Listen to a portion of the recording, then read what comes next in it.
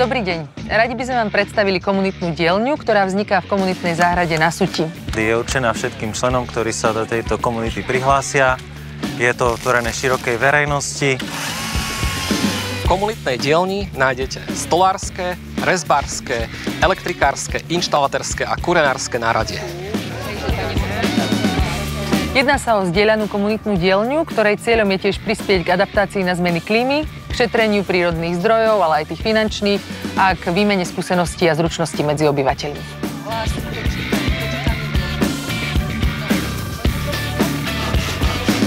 V rámci komunitnej dielne si ľudia môžu prísť opraviť vlastné zariadenie, opraviť stoličku, zhotoviť poličku, tiež opraviť nejaké elektrické zariadenie.